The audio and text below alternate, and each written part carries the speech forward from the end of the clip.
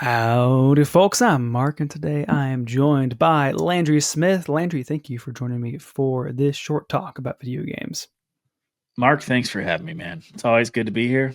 I'm excited to get into the topic. Well, absolutely. And you out there listening to Quick Play, so let's get right into it. So, the Nintendo Switch, the very first one, is about to meet its son, its younger sibling. I don't know how that works, what the relationship is there.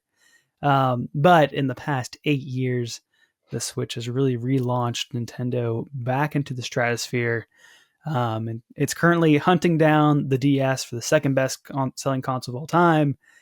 Switch is currently at 150.86 million versus the DS's 154.02.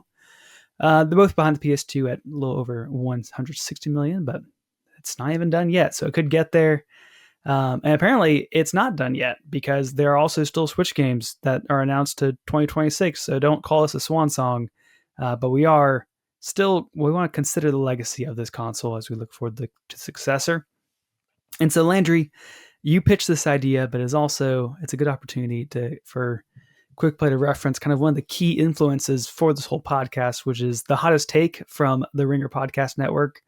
What a great website. Oh man, what a great podcast network.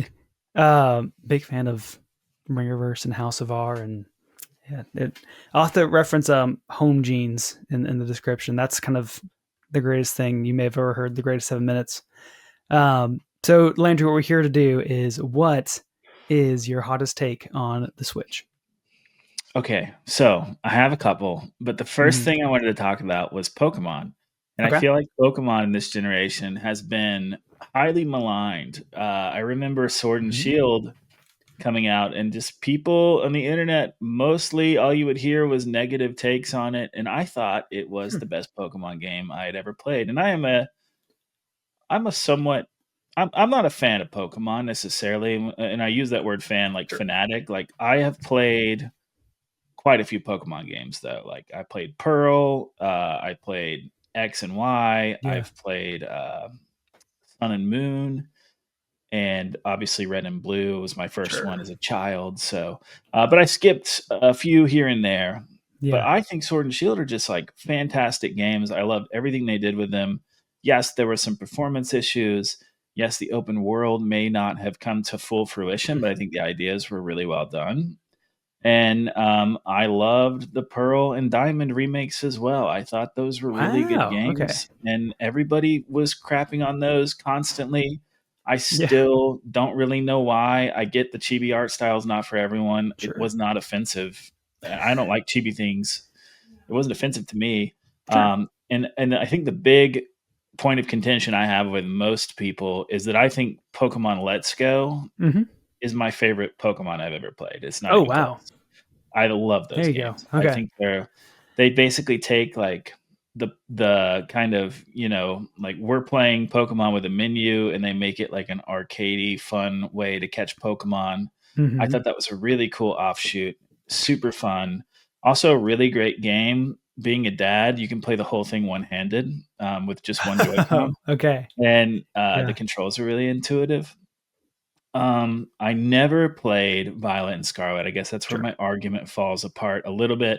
Those games looked so horrendous to me. Yeah. I didn't even want to mess with them. But I do think that those games pushed the medium, not the medium, the Pokemon franchise in a direction it needs to go. I think Arceus before that kind of like nudged it in that direction also. I also think that game is not a great game personally, but I think Gotcha. all of the trappings, like, I think there's a great game in there. They just, Sure. because of hardware restrictions, it wasn't necessarily it didn't all come to fruition.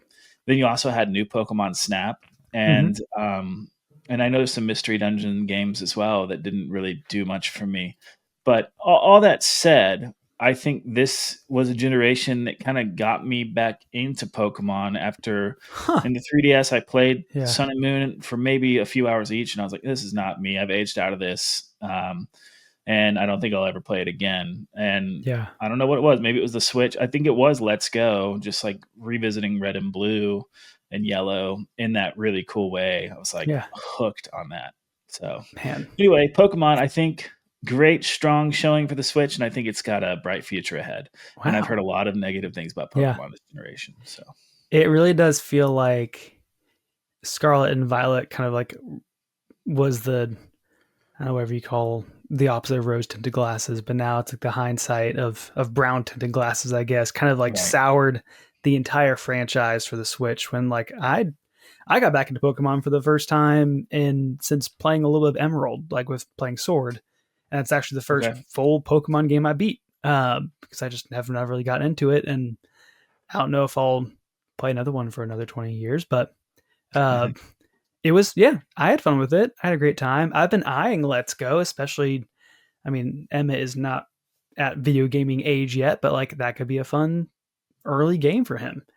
Uh, and so yeah, it's interesting to think back of how particularly just the thud of Scarlet and Violet has kind of brought down the perception overall. yeah, and it's been that crossover to 3D. I feel like it was just Yeah. one game after another where it was like, oh, the performance is not that great, and then Mhm. Arceus comes out. It's like the performance is really struggling here. Like it's just enough to maybe affect things a little bit, but there's a great game here, so we're going to power through it. And then Violet and Scarlet came out, and it was like, oh, this is actually like a real gameplay affecting. I'm falling through the world and glitching out of Right. things issue. So yeah, I think you're right about that. Yeah. It did tint the whole Switch output. Man. Yeah. Well, hopefully, I mean, things look good for ZA on the Switch 2. I know it looks a little rough on the Switch 1, so maybe Agreed. Yeah, uh, Switch 2 showing looked nice. it's good stuff. Any final thoughts on your Pokemon take before we move on to the next one? No, I don't think so. I think I've said all I need to say about that. You got that off your chest before Yeah. the end here. Well, for me, my hottest take is I think I still hold it to this. I think the Switch could have been a 10-year generation, and I think Oh wow. that console generations just should be a decade long at this point. So yes, the tech feels old at this point, but in the right hands, I think that you can still rend out magic from this old tech. And there are plenty of really popular indies that still work great. I think there's just as many games worth playing on the Switch now as there are on PlayStation 5 and Series X. Thinking exclusive wise, uh, I mean, there's still some like technical duds where like Echoes of Wisdom really struggled, but I feel like that's a support issue where like Nintendo could have given Grezzo a little more support there, and that's a failure. But I think there's no reason it feels like that it should have failed. I think if Nintendo wanted to, they could stretch this out into a 10-year console, and if, they might actually still be doing that. But still, Switch 2 is coming out in just a moment, and I am still excited for it. And if the price stays at 450, I think it's worth getting. But for the longest time, before the Switch 2 was a real thing, I kind of always felt like this is the next console is just the membership fee to have access to the new Nintendo games. And I kind of was dreading it even. Yeah. But now it is a real thing. It's like actually kind of I really do want this. This looks really cool. But I Do still you feel yeah. the games that have been shown, like Metroid Prime 4, ZA, Donkey Kong, Mario Kart, do you think those are like a generational leap, or are you Mm, not seeing a lot of improvements graphically? um, I see the improvements graphically. I don't know if I'd like. It's the same thing as going from PS4 to PS5, where it's like, yeah, that looks nicer. It doesn't look crazy nicer, but it looks nicer. And I know there's more going on in the background of like with Donkey Kong Bonanza being fully destructible. Of just that's like probably couldn't have been done on the Switch One. I understand that. Right. Even Mario Kart World is probably bigger to an extent that the Switch One could not handle it. But there's still a lot of really impressive stuff that was done. Even just like Tears of the Kingdom was 2 years ago at this Yeah. point, and that's like one of the biggest technical achievements of the 2020s so far. Oh And yeah. that was No done question. on like an old Android tablet, basically. So, Yeah, I uh, think Nintendo, first party Nintendo developers know how to Mm-hmm. get the most out of their hardware for sure. I don't know that third party, there's not a lot of third parties out there that have done the same thing. And a lot of me wants to agree with you because I do think that console generations should be 10 years. I love that idea. I will just say this about the Switch as a hardware component itself. I feel like those things were not made, maybe because it's portable and a console. They just have not, mine hasn't held up very well. Like, Oh, it sure. about for the past year or so, Yeah. I get about 20 minutes of battery life on mine. So it's essentially Yeah. a console only now for me.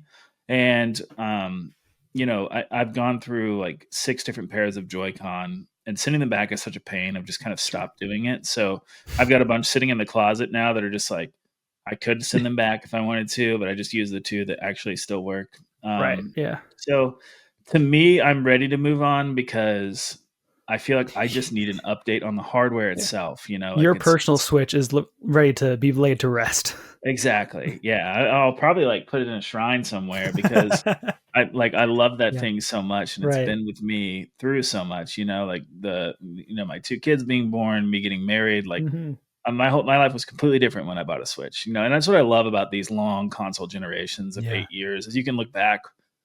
And really, I mean, there's been only 2 generations where I've been there, like, not day 1, but really close to the beginning, Yeah. and it's been, the Wii U and the 3DS and the Switch, so you Mm-hmm. can look back on, when it's all coming to a close and be like, "Man, that's a significant portion of life there that Yeah. console was with me through." Yeah.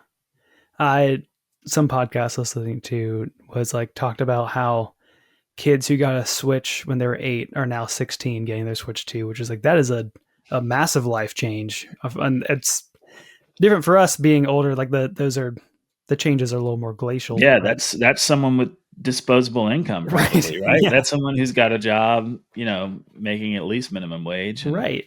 probably still living with the parents. Yeah. So I think I've heard someone on a podcast mentioning the same thing, where it's like, that might actually be Nintendo's demographic they're shooting for now. Mm-hmm. Um, and then they've still got those older folks That might hanging have been on for dear MVC. life I like talked about us. that.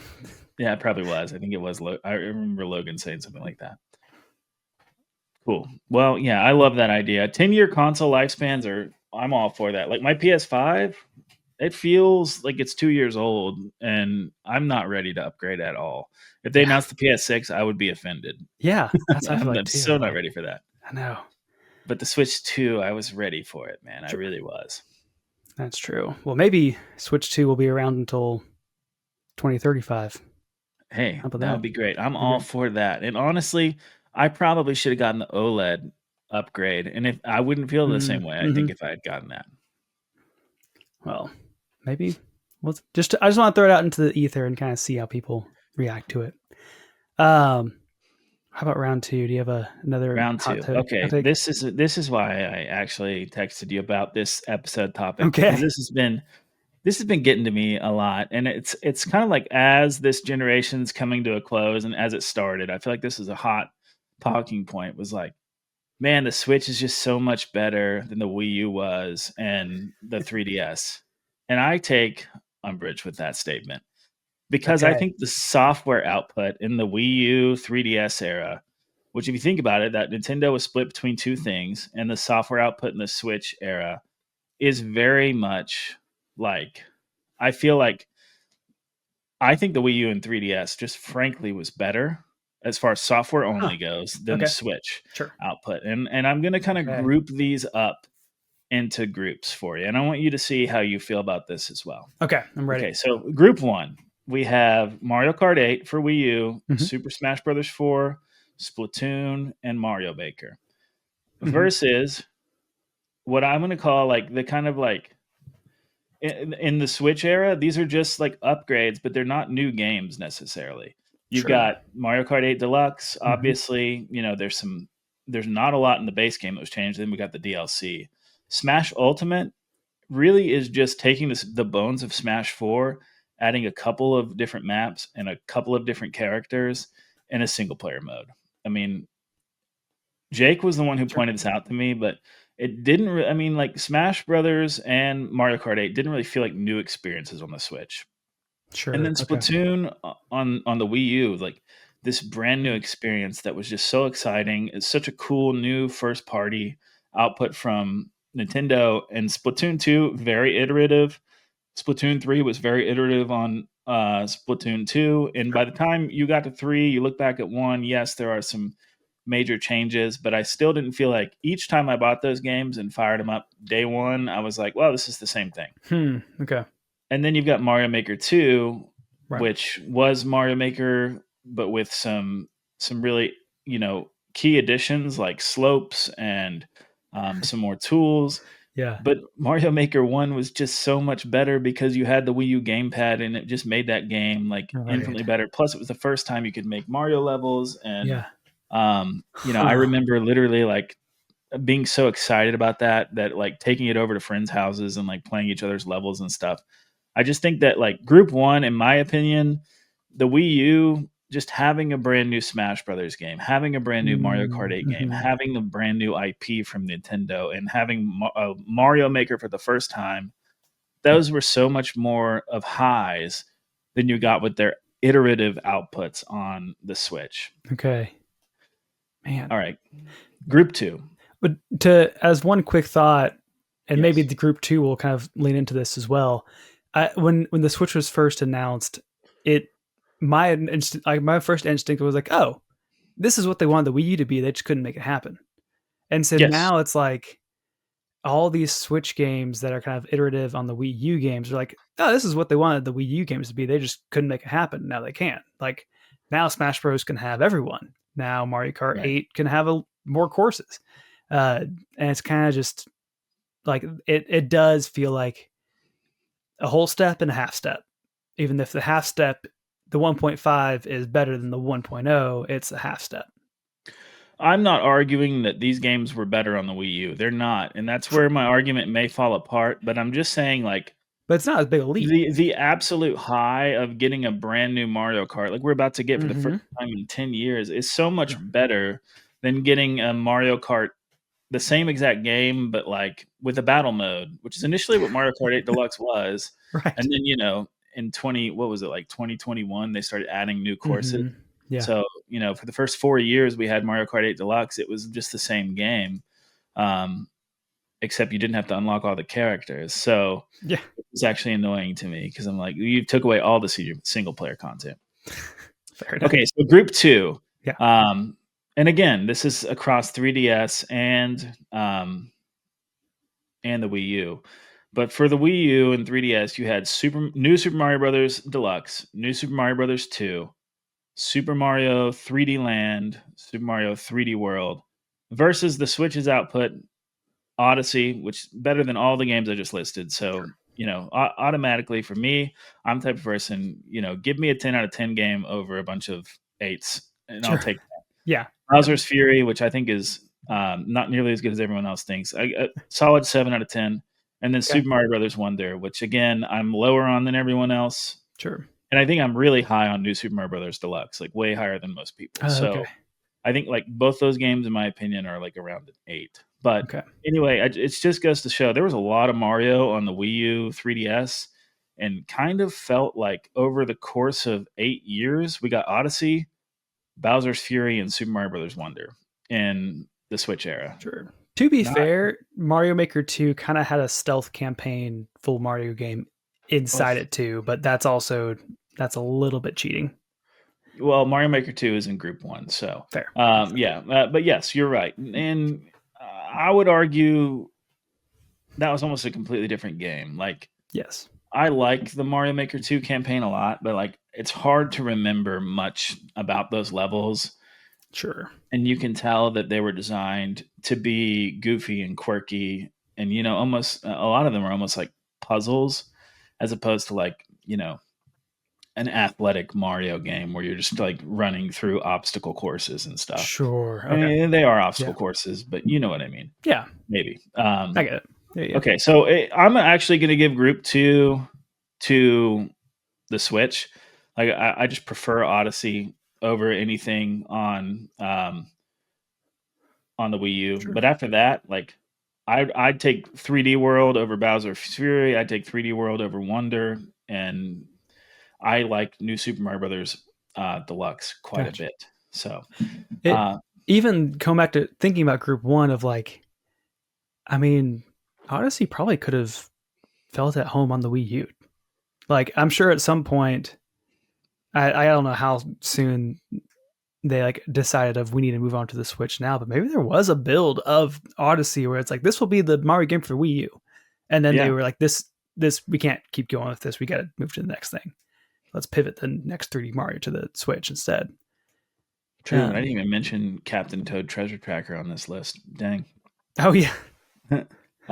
Okay, so Group 3. This is a big one for me. Okay. This is where I think the Wii U just and 3DS smashes the Switch output. And you're probably gonna disagree with me. Okay. I'm gonna count Breath of the Wild as a Wii U game. It was developed on the Wii U, That's and fair. I'm giving the Switch Metroid Prime 4 later. So Sure. it's all gonna make amends here. But for the Wii U and 3DS, you had Breath of the Wild, Ocarina of Time 3D remake, Majora's Mask 3D remake, Wind Waker HD, Twilight Mhm. Princess HD, and Hyrule Warriors. Versus the Switch's Tears of the Kingdom, a sequel to Breath of the Wild that was very, very good, but to me fell a little flat, as you Okay. know. Right. Link's Awakening remake, Skyward Sword Mhm. HD, Age of Calamity, and Echoes of Wisdom. Um, Hmm. I just don't think any of these games hit like a 10 out of 10 or a high that Breath of the Wild did for me.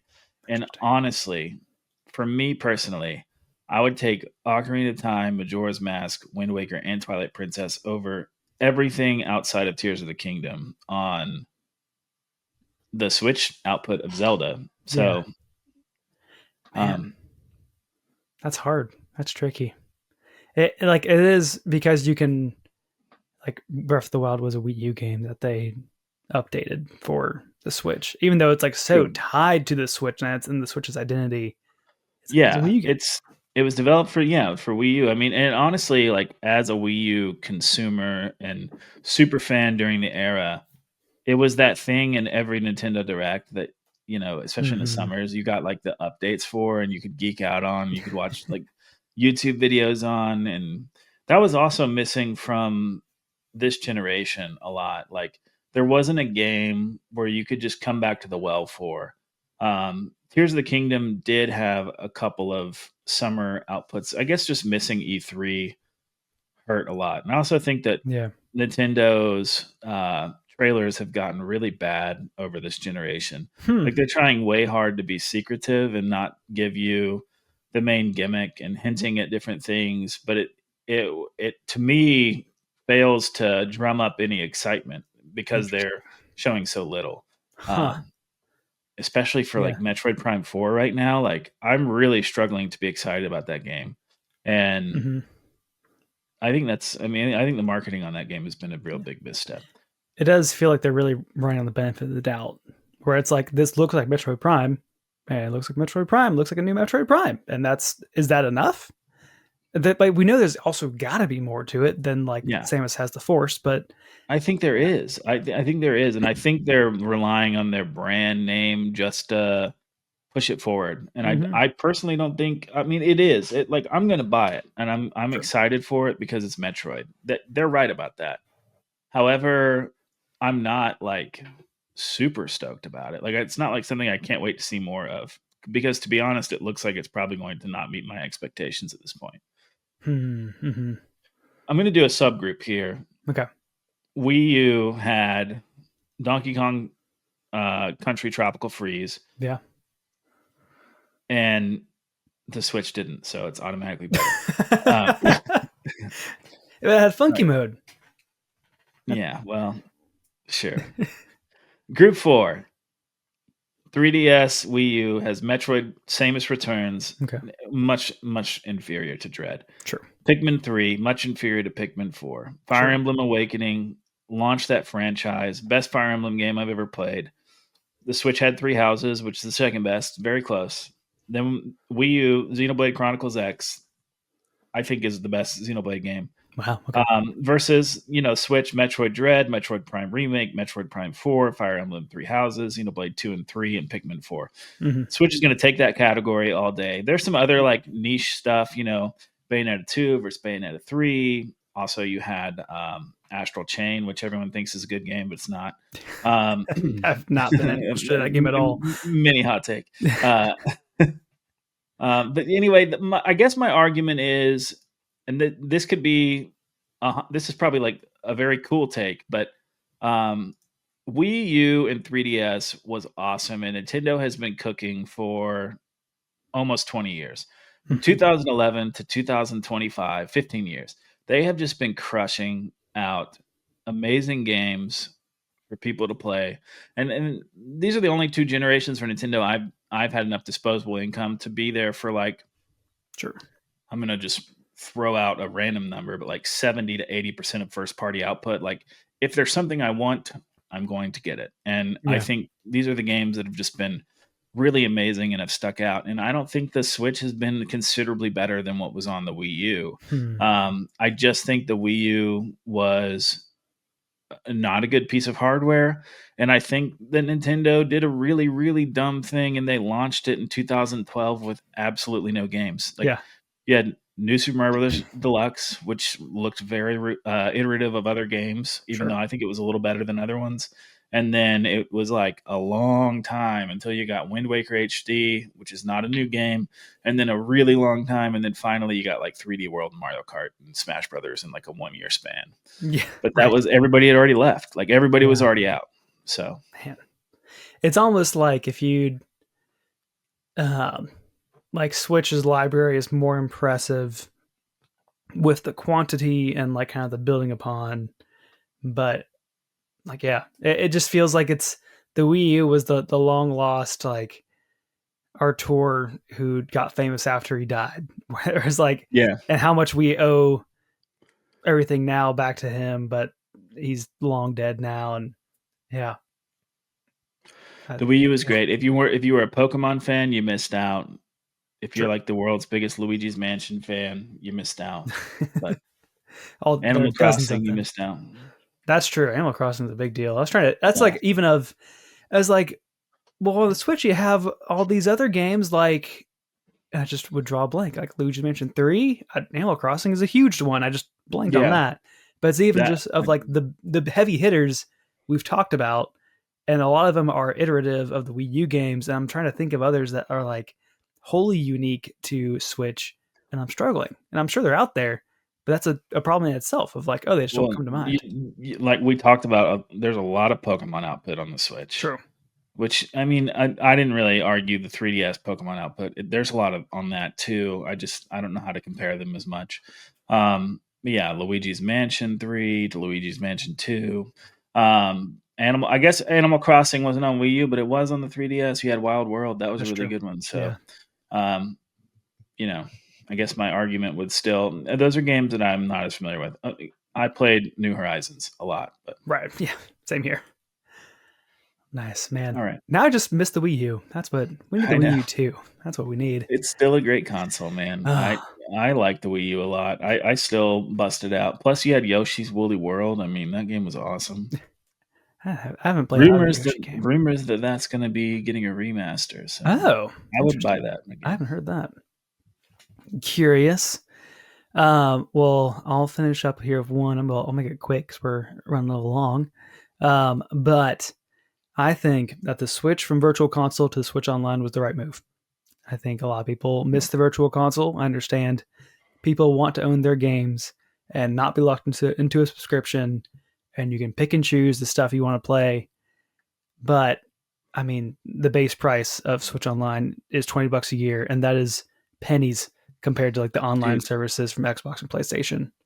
Yeah, it's been huge for me. Like I have played those games so much this year or this generation. Yeah. And I really as you know, got really into the NES. I would never have done that if I didn't have like a really easy way to play all those games.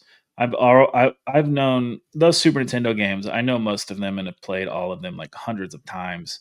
Right. But it's been fun revisiting 64, It's been great. So Yeah, and that's the thing comparing this to Virtual Console is like I'm actually playing these games. Like I can so easily reason my way out of paying $5 or $10 for a retro game and like just have never played them. But now it's like, oh, it's on here for free, air quotes, but it's just there for me. And like I can check them out, play them for 5 minutes and not feel bad about never coming back to them. But at least I'm yeah. checking them out. Otherwise I never would play them.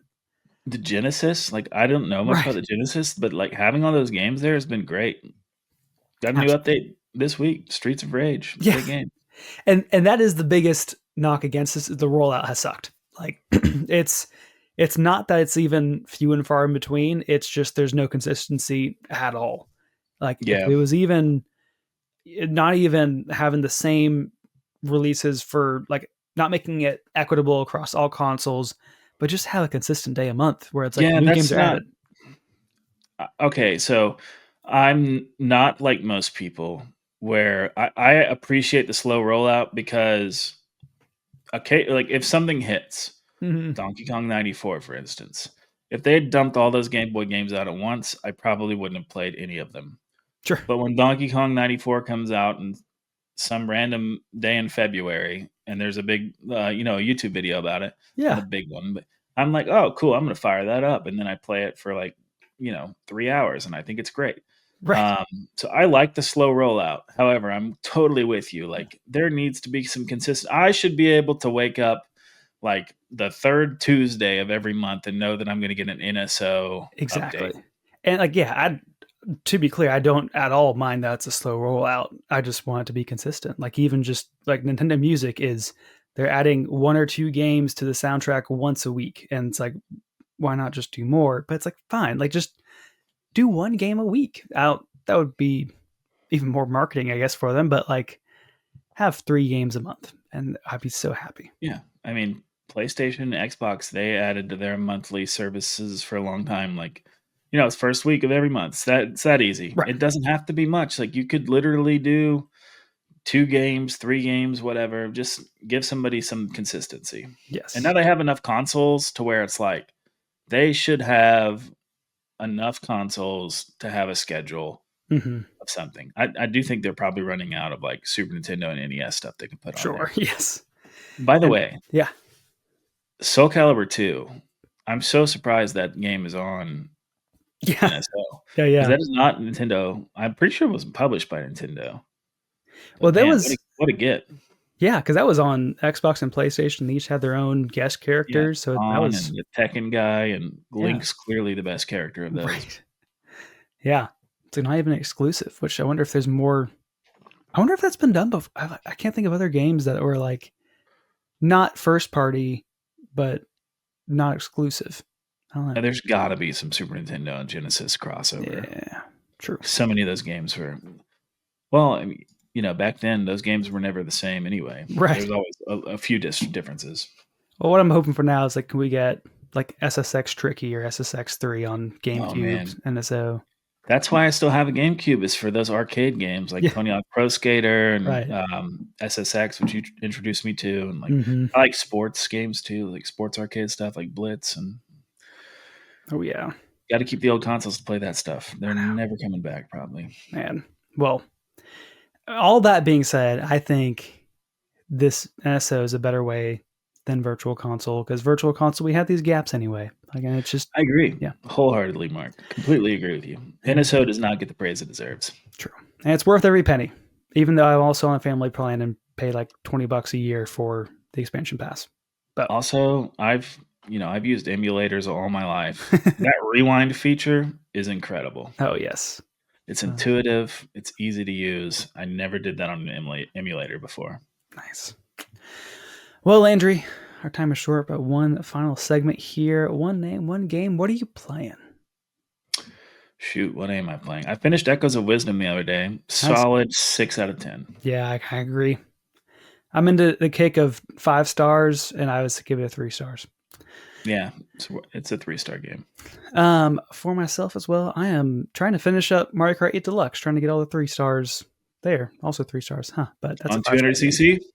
Doing my best. I've got Dude, one pro left of moves. Mirror, and I've got half of 200cc left to do. I have them all up to 200cc, and then I just gave up at some point because it's so hard on 200cc.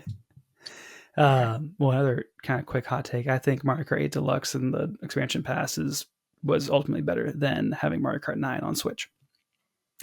I think I agree with you. I love that game so much. Yeah. I'm glad we're getting Mario Kart World, but I'm glad we're getting Mario Kart World on Switch too. Looks cool. Well, Landry, thank you again for joining me. Where else are you out on the internet? We have a podcast called Bitcast that comes out every other month. There you go. So that's where you can find me right now. I'm on Letterboxd. I don't know if that counts. Yeah, I put Letterboxd on here before for some guys. Oh, really? Yeah. Nice.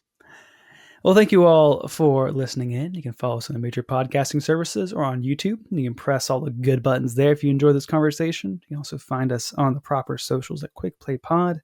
And let us know, what is your hottest Switch take? And that's all the time we have for today. Thanks. Bye.